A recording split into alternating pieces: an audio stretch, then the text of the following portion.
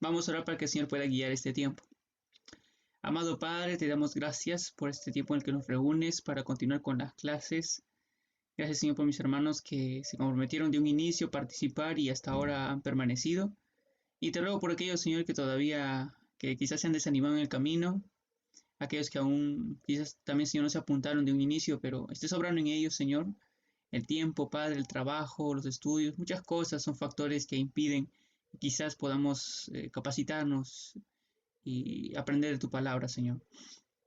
Gracias por los maestros y rogamos que guíes, Señor, las clases de hoy, desde esta primera hora hasta la final.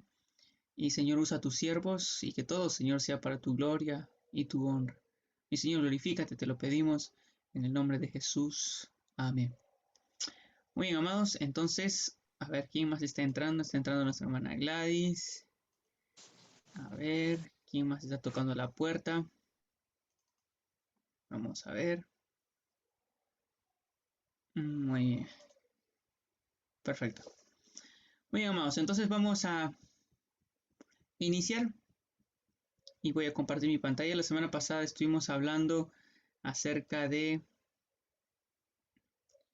los inicios del pueblo de Israel y habíamos estado hablando acerca de los patriarcas y nos quedamos en José, que bueno, no es considerado un patriarca en sí, pero es uno de los personajes que tiene un buen porcentaje de capítulos de los cuales se habla de él y su fe.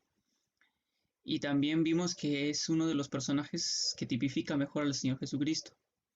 Hablamos mucho de él, de circunstancias difíciles por las cuales él pasó y ninguna de ellas se rindió, continuó, siguió adelante.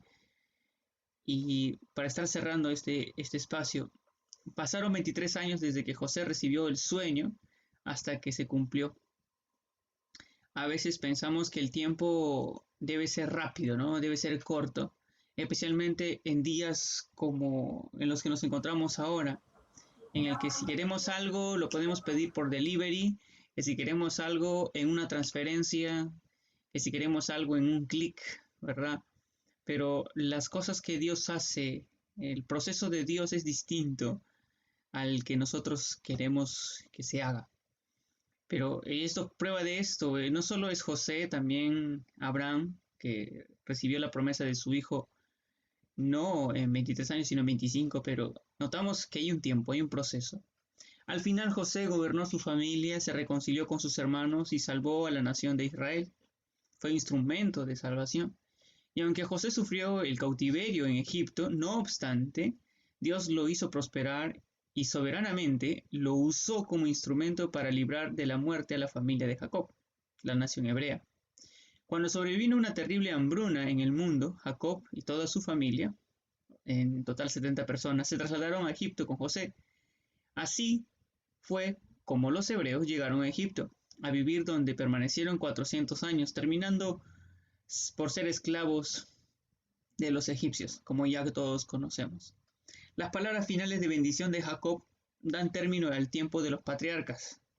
En aquellos días la bendición era como un testamento legal, oral, que una persona agonizante dejaba a sus herederos. La bendición de Jacob fue también profética, que está en el segmento de Génesis. Antes de morir José en Egipto, él afirmó el pacto que Dios había hecho con sus padres, Abraham, Isaac y Jacob, y había transmitido fielmente las promesas a la siguiente generación. José creyó que Dios cumpliría esas promesas y que llevaría a los israelitas de nuevo a la tierra que Dios había prometido darles. Ahí están los textos, el texto de la promesa y cómo se recalca esto mediante José. Porque Abraham creyó, José también creyó. En el libro de Génesis tenemos enseñanzas importantes. Solo vamos a enumerar algunas de ellas para estar terminando este segmento. Bueno, una de las enseñanzas más importantes es que pues Dios es el creador del universo y es quien sustenta y gobierna el universo. Dios es el creador del hombre, lo creó a su imagen y semejanza para relacionarse con él. Dios desea tener una relación personal con los humanos. El plan de Dios es que un hombre y una mujer lleguen a ser una sola carne para toda la vida. Ese es el plan de Dios. El pecado trajo como consecuencia la muerte y toda la maldad que existe en el mundo. Dios siempre castigará la maldad. Otra enseñanza es que la pecaminosidad aumenta en la tierra. Dios a veces interviene para refrenarla y castigarla como hizo con el diluvio y en Sodoma. Dios es el que siempre toma la iniciativa para redimir al hombre caído, como cuando buscó a Adán. ¿Dónde estás, Adán? Dios cumple sus promesas a pesar de que el hombre las evada. Por eso en la promesa hecha a Abraham, esta es una promesa unilateral, donde Dios es que jura por su nombre y es Dios el único comprometido con cumplir con esa promesa. La voluntad de Dios es que sus hijos vivan por la fe en Él. Desde Abraham notamos esto. Y si vamos al libro de Hebreos, la escritura menciona que Abel por fe también ofreció una ofrenda. Entonces, todo lo que vemos en la Biblia es un caminar por fe. Dios usa a quien desea usar, no importando su condición social, edad, influencia, etc. Dios no solo usa a los adultos, es quizás más curioso notar que Dios usa a jovencitos. Dios puede usar a una mujer, puede usar a un joven, puede usar a cualquiera que Él quiera. Depende de nuestra disposición ya el que el Señor pueda usarnos. Dios es realmente conocido por las personas que creen absolutamente en Él, por aquellos que tienen la convicción firme, no solo de palabra, ¿no? Sino que realmente están convencidos y dan esos pasos de fe, demostrando que tienen fe. Dios saca de las experiencias malas del hombre algo bueno para cumplir sus propósitos. Dios no necesita ser ayudado, porque Él es un Dios omnipotente, omnisciente y omnisciente. Recalcamos esto porque notamos que siempre, notamos en el caso de Abraham, Sara queriendo ayudar para que se cumpla la promesa. Lo notamos en Isaac con Rebeca, cuando también Rebeca quiere ayudar para que su hijo José obtenga la primogenitura. Entonces, recordar algo, ¿no? Dios no necesita ser ayudado. No necesita ser ayudado. Él es todopoderoso. Él nunca está ausente. Y Él siempre lo sabe todo. Así que este es un panorama del libro de Génesis. Continuando con este panorama, vamos a entrar a los primeros años del pueblo de Israel, porque después que el pueblo de Israel estuvo con José, los primeros que entraron 70, pues notamos que del Pentateuco los siguientes libros hablan de los primeros años de Israel, de Éxodo a Deuteronomio. Notamos aquí ciertos sucesos. Bueno, los sucesos más interesantes fueron esclavos en Egipto por 400 años, la cita bíblica está en Éxodo 1 y 2. De ahí se trasladan de Egipto a Sinaí y el transcurso del tiempo es un año. En Éxodo 13, del Éxodo 3 al 18. Acampan en el Sinaí también un año. Y ahí tenemos Éxodo 19 hasta Números 10:10. Viaje en el desierto, esto ya es cuando le cae el juicio porque no creyeron a Dios cuando debían entrar a la tierra prometida. Y ahí tenemos Números 10 hasta el 21, que abarcan 38 años. Último campamento antes de Canaán, un año. Ahí está el detalle en Números 22 y todo lo que es Deuteronomio. Deuteronomio 34, cuando ya se hace una remembranza de la ley para la nueva generación. Aquí son los sucesos que notamos en los libros posteriores que hablan acerca de los primeros años de Israel. Las lecciones en Éxodo nos habla de que Dios libera a su pueblo de la esclavitud. Levítico, las reglas de Dios para la vida santa, para esa vida con Dios, porque Dios envía a Moisés para sacar a su pueblo y su pueblo debería de adorar a Dios, de caminar con Él y conocerle.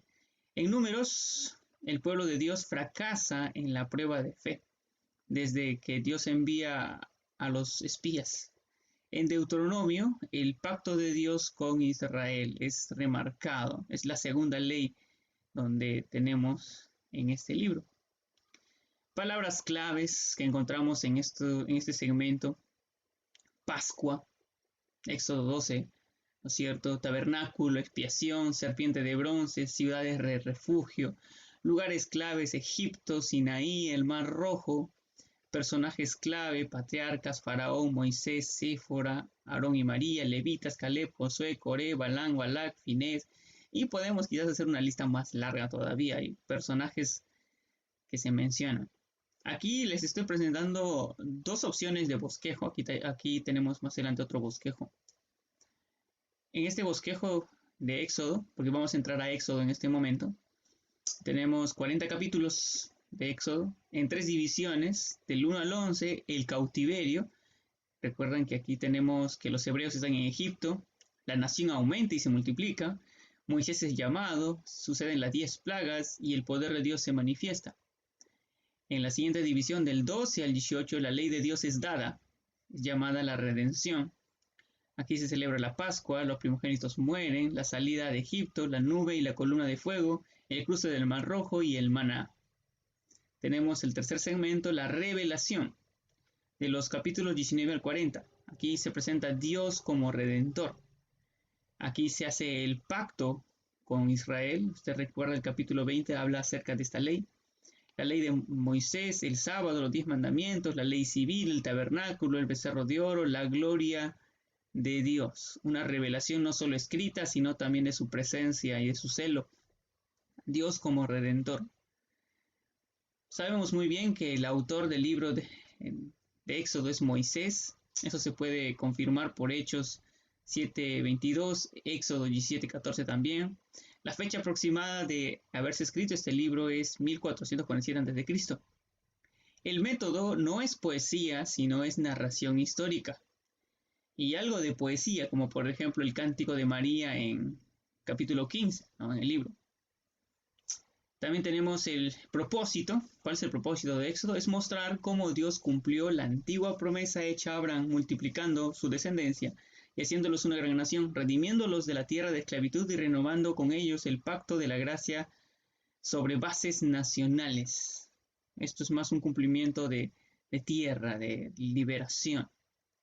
Van a ser conocidos como los hebreos por vivir extranjeros en un lugar. El nombre Éxodo en hebreo significa o se escribe Shemot, que significa nombres en español. Y así que vamos al libro de nombres. Pero en la Septuaginta, que es la versión griega del Antiguo Testamento traducida por 70 eruditos judíos, el Pentateuco, fue traducido en el año 250 a.C. En el griego ahí, en la traducción, se llama Éxodo y significa salida, que es la traducción más conocida por todos, ¿no? La salida, el exilio. Debido a que narra la historia de la salida de Israel cuando estaba esclavo en Egipto. Narra este evento importante, por de allí el nombre. ¿Para qué se escribió? Bueno, para revelar el poder de Dios, liberando al pueblo esclavo de Israel. Notamos aquí a Dios no interviniendo como lo hizo con Adán, hablándole, diciéndole, ¿dónde estás, Adán? Para que diera cuentas a Dios. No, en esta ocasión, aunque habla a Faraón, endurece el corazón de Faraón intencionalmente para mostrar su poder, para grabar el temor de Dios en el corazón de su pueblo y hacerse un hombre glorioso, un hombre grande entre las naciones, al punto de que la fama de Dios llegó hasta la tierra prometida. Todos conocen esta historia de cómo Dios se da a conocer. Hasta hoy retumba el sonido, el eco del poder de Dios en los 10 mandamientos, en las 10 plagas que se dio. Así que Dios manifiesta su poder. Es el propósito de este libro, para revelar esto. También la ley de Dios el propósito es revelar la ley de Dios, dándole los 10 mandamientos a Israel. También se encuentra en Deuteronomio, pero Deuteronomio lo hace como un repaso. También para revelar la presencia de Dios. Se guía al pueblo de Israel. Qué interesante, Dios salva con poder a su pueblo. Establece una ley para vivir con ellos y va a estar con ellos. Es lo que encontramos en Éxodo. El bosquejo es similar al que vimos aquí en este recuadro. Ahí están los textos que encontramos. Es similar. Vamos a ver un poco el contexto histórico. En Génesis vimos a Dios tratando con la familia de Abraham. Este libro termina con la muerte de José en Egipto. Él deseaba que llegara el tiempo cuando Dios cumpliría su promesa a Abraham. Por la fe, José murió mirando hacia la tierra prometida. En los siguientes centenares de años, los israelitas aumentaron en gran número. Entonces es cuando da inicio el libro de Éxodo. Un nuevo faraón que no conoció a José empezó a reinar en Egipto. Y no es que nunca haya oído hablar de algún José. No, sí, le escuchó, supo quién era. Solo que no reconoció su proceder, no siguió los pasos de él, no fue amistoso con la nación hebrea. A ese conocer se refiere la Biblia, no tanto que nunca se llegó a enterar de él. Este tenía temor de los israelitas porque pensaba que ellos asumirían la dirección de la tierra completa por causa de la multitud que conformaban. Algo parecido como sucede en Europa, ¿no? Prácticamente hay naciones que están desapareciendo por la gran invasión musulmana, por decirlo así. Ellos se multiplican por montón, mientras tanto los nativos allí, los europeos, a la justa se multiplican de uno en cuando. Y hay cierto temor de esto, de que prácticamente más adelante las naciones europeas van a estar extinguiéndose. Bueno, pero de alguna manera no hay temor en la soberanía de los países europeos, pero Faraón sí lo tenía, así que hizo algo. Así que los afligió con la esclavitud. Y los israelitas estuvieron en Egipto por 400 años. Éxodo cuenta acerca del nacimiento de Moisés y cómo Dios lo protegió. Dios lo protegió desde que nació, desde que estaba en peligro por el edicto del faraón, y también cuando las parteras tenían de alguna manera orden de parte del faraón para arrojar al río o matar a los niños que, que nacían varones. Moisés se crió en la casa de faraón por soberanía de Dios, pero más tarde Dios lo llamó para liberar a los israelitas de la esclavitud. Cuando salieron de Egipto, fueron libres. Dios usó a Moisés para preparar a los israelitas para entrar y conquistar a Canaán, la tierra que Dios les había prometido, y que fue la base para cumplir su misión en el mundo. La misión del pueblo de Israel, que tendría que ser nación santa, que tendría que ser luz para las naciones.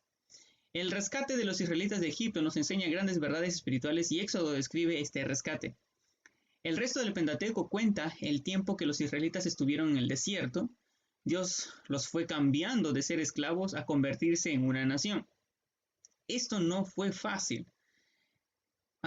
Adquirir una identidad después de haber sido esclavos es complicado. Y posiblemente nosotros también nos sentimos familiarizados con esto porque de vivir una vida pecaminosa, de vivir una vida sin Dios o en el mundo, de allí de ser adoptados hijos de Dios y asumir esa identidad es un proceso. No es algo que sucede de la noche a la mañana. Es un proceso en el que tú vas involucrándote en una relación con Dios, vas llenándote de convicciones de la palabra de Dios, de sus verdades, y eso va cambiando. Y Dios también tuvo que llevar en ese proceso al pueblo de Israel de convertirse de ser esclavos a una nación. Recuerdan que en el desierto, cuando tenían hambre, cuando tenían sed, decían, quisiéramos estar como en Egipto, ahí teníamos hasta sepulcros donde morir. Ahí teníamos cebollas, pescado y no sé, otras cosas, ¿no? Que ellos recuerdan de Egipto porque estaban acostumbrados a ser esclavos.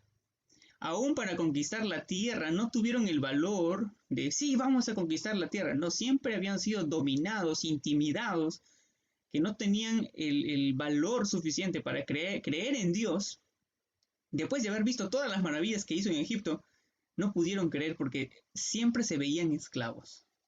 No fue hasta que la nueva generación pudo entender y de la mano de Josué entrar a la tierra prometida. El reino restablecido de Egipto tenía aproximadamente 200 años en el tiempo del Éxodo. Egipto expulsó a los hicsos en el 16 siglo antes de Cristo. Ellos habían vivido en Egipto por 200 años aproximadamente, desde cerca de los años 1550 a 1100. Egipto tuvo un reinado renovado y fuerte. Uno de los líderes militares era Tutmosis III, que vivió en este tiempo aproximadamente, quien frecuentemente marchó con sus ejércitos a través de Palestina. También navegó sobre el mar Mediterráneo. Su reino se extendió hasta el río Éufrates. La gente a menudo compara a Tutmosis III con Alejandro Grande o con Napoleón. Quizás Tutmosis III era el faraón en el tiempo de la esclavitud de Israel en Egipto y quien los forzaba a trabajar en sus proyectos de construcción, porque trabajaban haciendo ladrillo, ¿verdad? Entonces, aquí tenemos algún dato interesante que nos ayuda a ubicarnos, que posiblemente haya sido Tutmosis III, el faraón de esos días terribles para el pueblo de Israel. Aquí tenemos otro bosquejo, que es el bosquejo que vamos a seguir, un bosquejo un poco más resumido, de sucesos. Ahí están, Dios libera al pueblo de Israel de la esclavitud. Ahí notamos Israel desde Egipto a Sinaí y luego el pacto de Dios con Israel y el tabernáculo. Vamos a ver el primer segmento. Dios libera a Israel de la esclavitud. Cuando nació Moisés, los israelitas eran esclavos, pero Dios escuchó su gemido en Egipto. Algo interesante es que, pues, bueno, nosotros no hemos nacido esclavos, ¿no? Los peruanos, no hemos nacido en el tiempo colonial, por decirlo así. Si no hubiéramos nacido ya vasallos de España, pero nosotros nacimos libres, entre comillas, ¿no? Libres en ese sentido. Pero al igual que Moisés nació en un contexto de esclavos, nosotros como humanos nacemos en un contexto de pecado. Por eso el segundo libro de la Biblia, si el primer libro destaca la caída del hombre, el segundo libro destaca el poder de Dios para redimir a su pueblo que está esclavizado, o al mundo que está esclavizado en el pecado. La opresión en Egipto, en Éxodo 1, Jacob y su familia se habían mudado a Egipto. Los oficiales egipcios eran bondadosos con ellos a causa de la ayuda que le dio José durante la gran hambruna. Los israelitas habitaron en la tierra de Gosén, cerca del extremo norte del río Nilo, junto al mar Mediterráneo, y era un buen lugar para apacentar ganado. Estaban bien allí y se multiplicaron en gran manera durante cientos de años. Hay que recordar que se les dio la tierra de Gosén separados un poco apartados de los egipcios, porque lo que era abominable para los judíos era abominable para los egipcios, pero lo que era abominable para los egipcios era favorable o era común para los hebreos. Y al revés, lo que practicaban los egipcios también era abominable para los hebreos. Así que tuvo que haber este distanciamiento. El nuevo faraón que llegó al poder no recordaba a José y temía que los israelitas se volvieran en su contra. Así que los forzó a trabajos forzados, a trabajos pesados. Tenían que fabricar ladrillos de arcilla y paja. Los israelitas construyeron las ciudades de Pitón y Ramesés, según Éxodo 1:11. A pesar del duro trabajo, continuaron creciendo en número y ese aumento de población le causó temor al faraón, quien ordenó ahogar en el río Nilo a todos los bebés varones que nacieran de los israelitas. Hermanos, no sé si usted habrá escuchado de que el mundo está superpoblado. Soy de las personas que escucha a veces muchos videos por allí y desde las naciones, de las organizaciones como el Organismo Mundial de la Salud y otras organizaciones internacionales, pues siempre hablan de esto, que el mundo está superpoblado y hay que hacer algún control natal, hay que hacer un control para evitar que haya superpoblación, haya mucha concentración de habitantes, hay mucha gente y hay pocos recursos, dicen, para tanta gente. Sin embargo, notamos que el mundo no está ni siquiera lleno, el mundo que Dios ha creado. Lo que hay es invasión a las capitales. La mayoría se van a las ciudades. Si usted viaja a provincia, usted va a notar que hay segmentos vacíos. Pero con ese cuento, lo que hacen estas organizaciones es ¿cómo se podría decir? Invertir, promocionar, por ejemplo, el aborto, promocionar cierto tipo de genocidios, pobreza, casi como este faraón, ¿no? Que dice, hay muchos hebreos y esto va a causar problemas, así que hay que eliminarlos. Y esto es un poco el pensamiento de los líderes del mundo, obviamente motivados sobre todo por aquel que motivó al mismo faraón a eliminar a estos pequeños.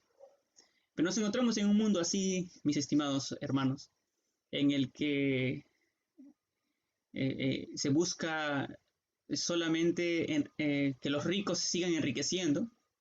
Por eso también algunos, en los cuales me incluyo yo, obviamente el Señor tiene el control de todo, pero parte de esta pandemia es que los que son ricos sigan siendo ricos y los pobres sigan siendo pobres.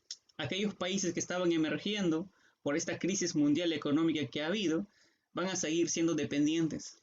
Entonces, aquí hay mucho más que un tema de pandemia, que un virus salió, no, aquí hay muchos intereses en juego. Recalco, Dios tiene el control de todo, pero es lo que notamos no solo en la actualidad, sino también desde los días en los que el pueblo de los hebreos estaban en Egipto y querían controlarlos a ellos. Faraón hizo esto para demorar su crecimiento como nación. Moisés nació durante este tiempo de sufrimiento.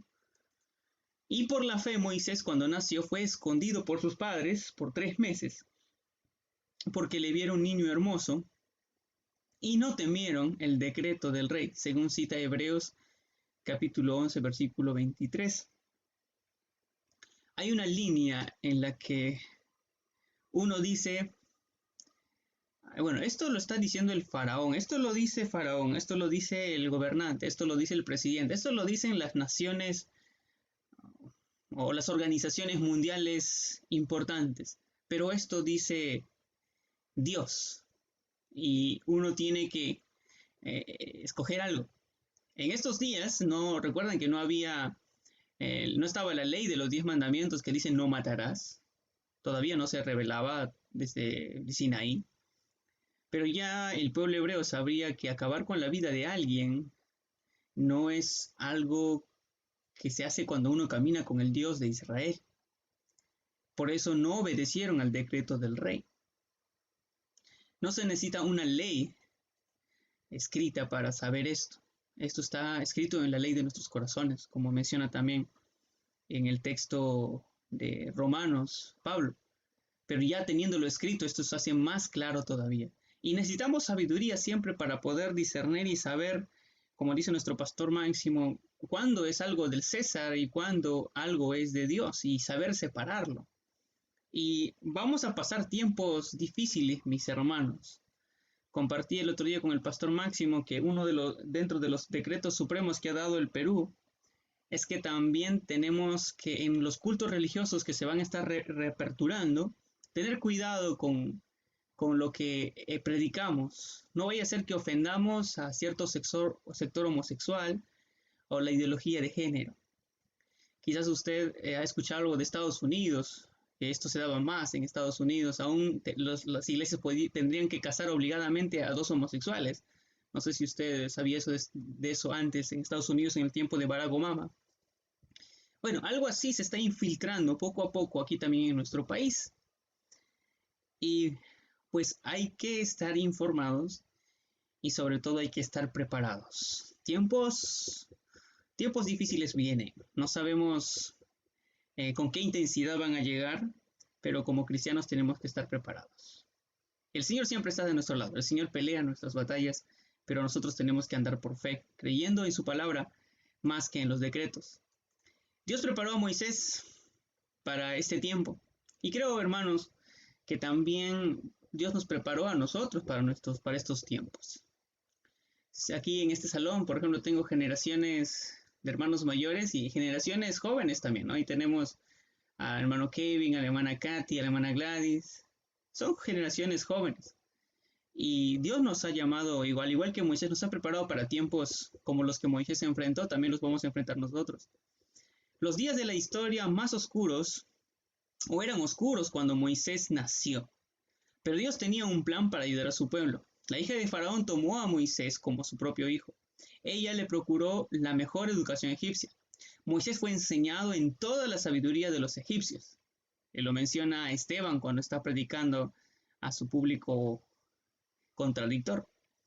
Cuando tenía Moisés 40 años, trató de ayudar a su pueblo a su propio modo.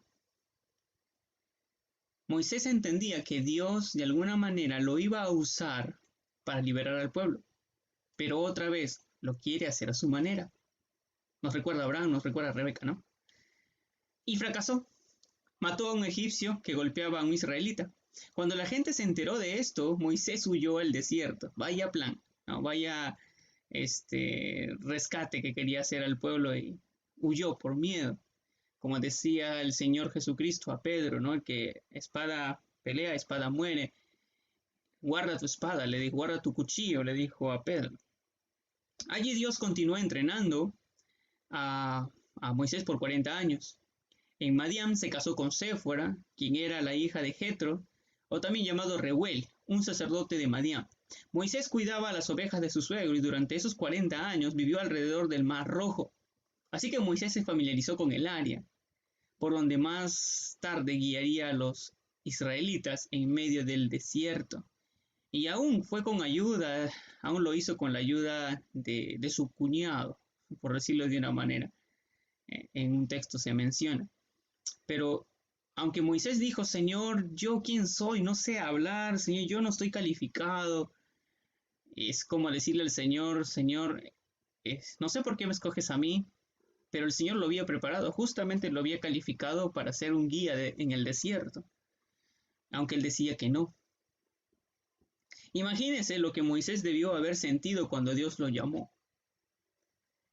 Él conocía bien a Faraón y sabía lo que no aceptaría, o que no aceptaría órdenes de nadie. Moisés también sabía que los israelitas tenían poca esperanza, así que él le presentó estos problemas a Dios en esta conversación que tienen.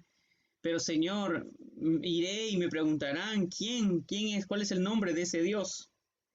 Y ahí le dice el Señor su nombre. Pero Señor, no me creerán. Y el Señor le dice, bueno, te creerán por las señales que te daré. Y siempre Moisés está presentando una objeción, Señor, soy tartamudo.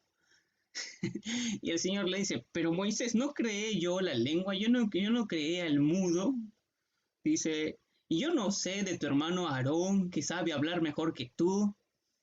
¿Qué pasa, Moisés? ¿No? Entonces, Moisés en un inicio tuvo un gran temor a Dios cuando se presentó el Señor, pero luego empieza a agarrar confianza y empieza a excusarse. El texto dice claramente que el Señor se enojó con Moisés porque Moisés objetaba mucho. Le dijo, ve, que crees que no sé que tienes a tu hermano Aarón, ve. La contienda entre Dios y Faraón, de Éxodo del 5 al 11, Moisés pasó 40 años en el palacio del Faraón, sus 40 primeros años, y otros 40 años en el desierto del Sinaí. Luego volvió a Egipto como mensajero de Dios. Moisés le exigió a Faraón que dejara a los israelitas salir de Egipto, pero Faraón se enojó y les aumentó el trabajo a los israelitas, haciéndolos recoger la paja para la fabricación de los ladrillos. Ahora pues, como tienen bastante tiempo, holgazanes que quieren ir al desierto a adorar a un dios, pues van a tener que trabajar. Ahora no les vamos a dar paja, ya que tienen bastante tiempo, van a ir ustedes por su propia paja. Entonces les aumentó el trabajo. Faraón se negó de dejar salir a los israelitas. Moisés sabía que esto sucedería, Dios se lo advirtió, pero Dios mandó 10 plagas sobre Egipto. Tanto los israelitas como los egipcios vieron su poder. Faraón tuvo la oportunidad de obedecer a Dios, sin embargo se negó a obedecer y su corazón se endureció. Habíamos hablado en una ocasión cuando estábamos teniendo la serie de Yo Soy, que el Señor endureció el corazón de Faraón porque Faraón se endureció primero. El Señor ya lo dejó luego seguir ese rumbo, como menciona Romanos 1, cuando Pablo menciona que el Señor dice, los entregó a pasiones desordenadas. ¿Recuerda ese texto? Los entregó, se menciona como en 3 ocasiones. Igual, el Señor entregó a la dureza del corazón a Faraón, a la dureza de su corazón, y ya lo endureció en juicio. Dios usó cosas comunes para enviar plagas. Podemos ver su poder en la forma como manejó las fuerzas naturales y controló el tiempo, el lugar y la cantidad de cada una. Los egipcios adoraban el río y el sol como dioses, pero las plagas les mostraron que el poder de Dios era superior al de los dioses de Egipto. También las plagas fueron un juicio sobre los egipcios y los prepararon para liberar a Israel, para quebrantar sus corazones. En contraste, por medio de las plagas se alentó la fe de los israelitas. Sí, esto se tenía que alentar a un pueblo desesperanzado, a un pueblo que viene con un líder que se llama Moisés y en vez de causar liberación les da más trabajo. El Señor hace un despliegue de su poder para que ellos fuesen estimulados a la fe y creyeran en Dios, pero aún así tuvieron miedo aún de Dios en un sentido pagano. Las primeras nuevas plagas destruyeron los rebaños, las cosechas y el agua. Estas plagas hicieron la vida terrible para los egipcios. Era una potencia Egipto y estaba llegando a la ruina por medio de las plagas por enfrentarse en contra de la voluntad de Dios. Notamos un evento importante que marca el sentido de la comprensión de lo que Cristo hizo en la cruz, el sentido de la comprensión de la Santa Cena. Cuando uno quiere entender la Santa Cena, tiene que ver su trasfondo histórico. Y su trasfondo histórico es la Pascua.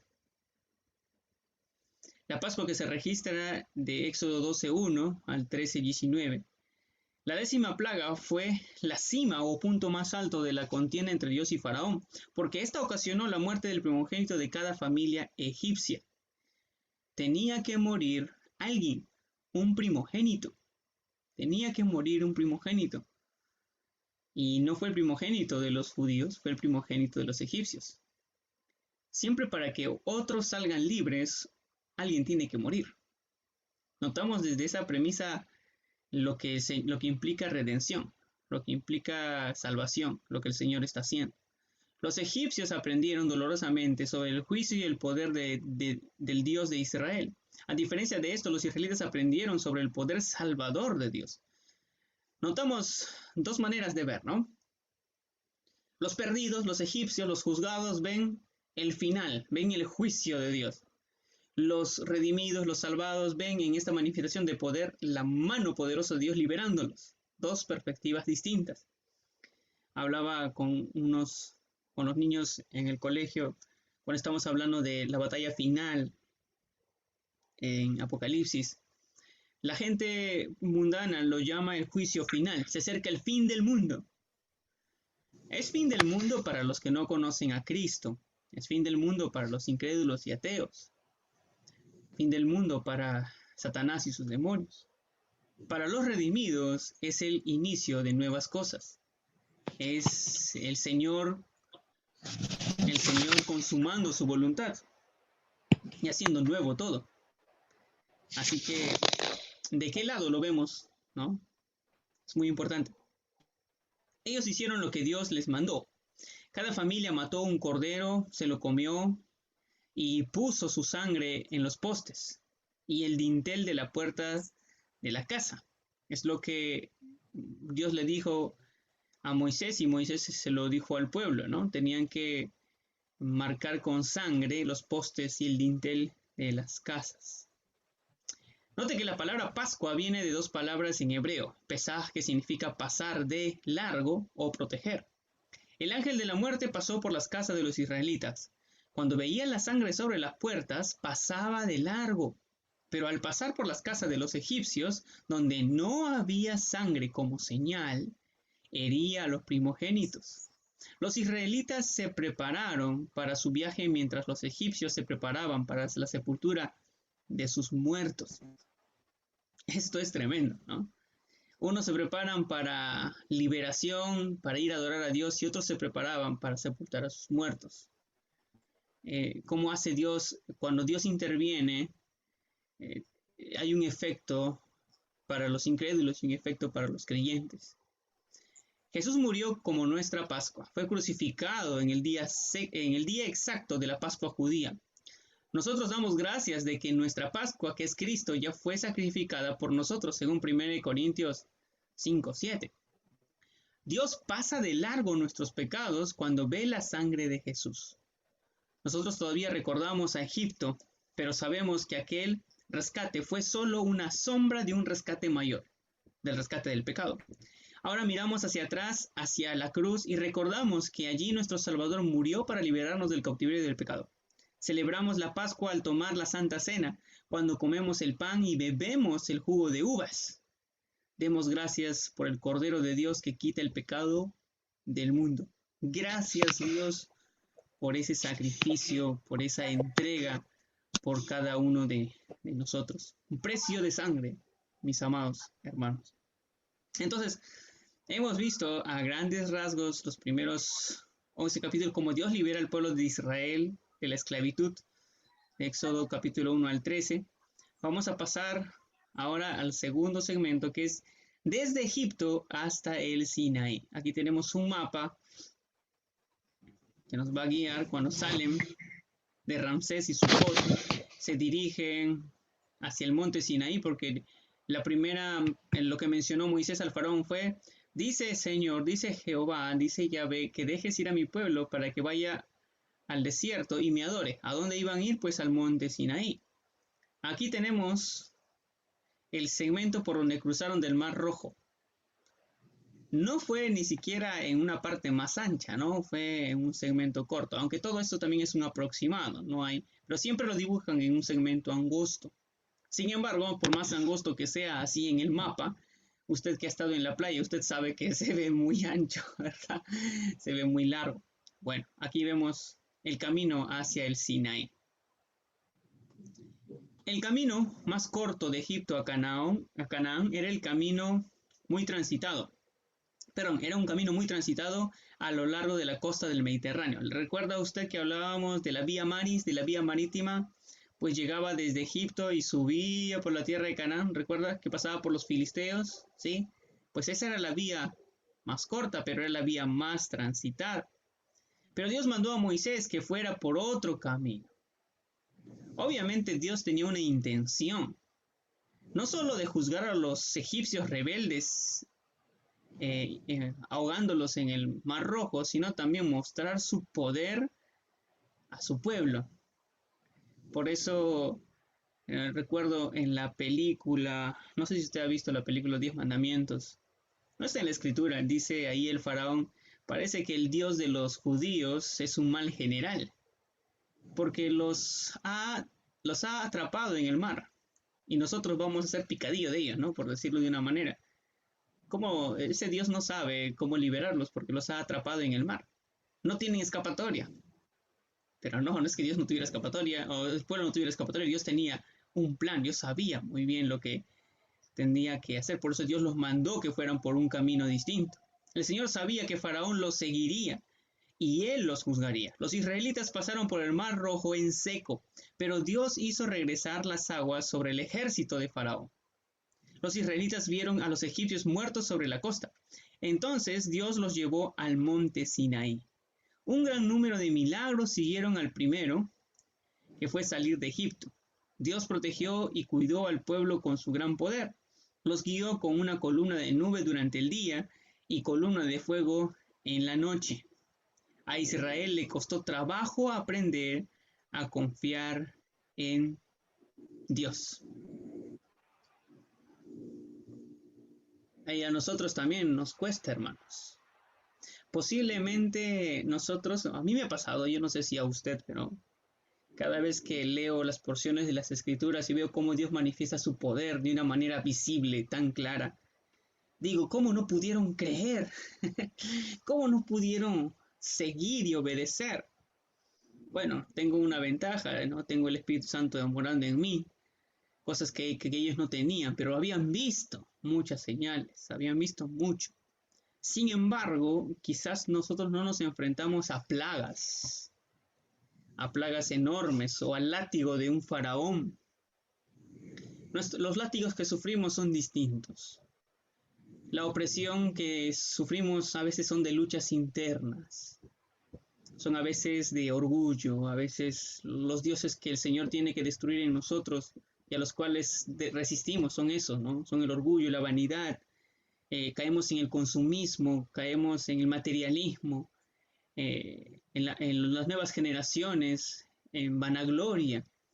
Y esas quizás posiblemente sean las nuevas luchas, pero el Señor, al igual que ellos, nos está guiando para aprender a confiar en el Señor.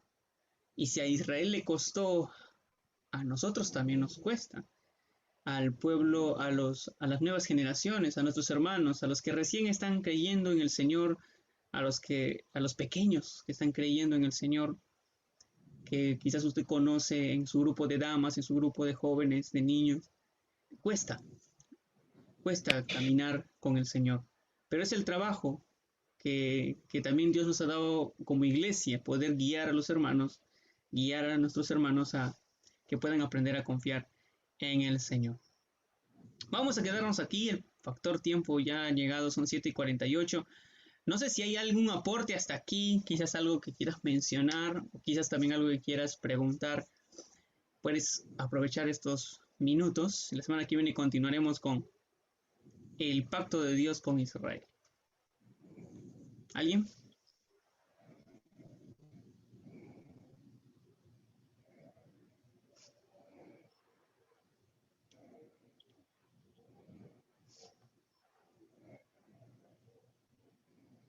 Quizás recuerdas algo de lo que hemos hablado y tú dices, sí, lo recuerdo.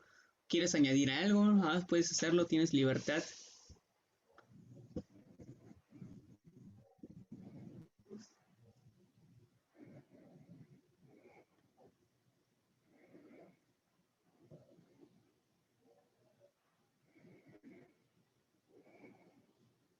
Un silencio absoluto.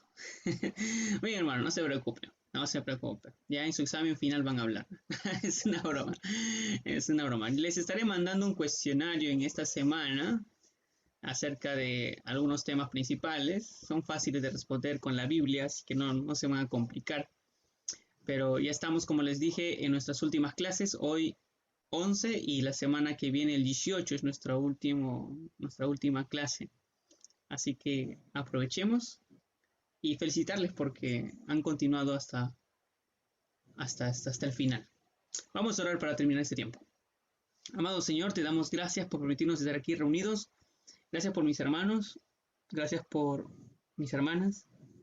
Y gracias, Señor, por tu palabra.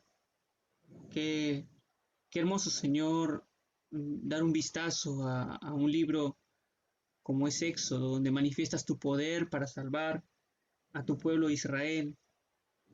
Mostraste un despliegue de poder grande para rescatar a tu pueblo. Señor, no fue menos el poder que usaste para rescatarnos a nosotros del infierno, de la condenación eterna, para trasladarnos de la potestad del diablo al reino de tu amado Hijo. Gracias Amén. por Cristo, Señor, porque entregó su vida por nosotros y la volvió a tomar para hacer posible que tengamos vida eterna. Te alabamos, Señor, y celebramos tu poder, celebramos tu gloria, tu presencia en nuestras vidas. Amamos, Señor, tu palabra y tu ley que fue revelada para que nosotros fuésemos guiados, Señor, a tu voluntad. Gracias por mis hermanos, Señor, que están aquí. Síguenos enseñando a caminar y a confiar en ti en todo momento, Señor. Gracias, Dios, por este tiempo y por tu palabra. En el nombre de Jesús. Amén. Bien, amados, les agradezco por haberme acompañado en este tiempo. Tenemos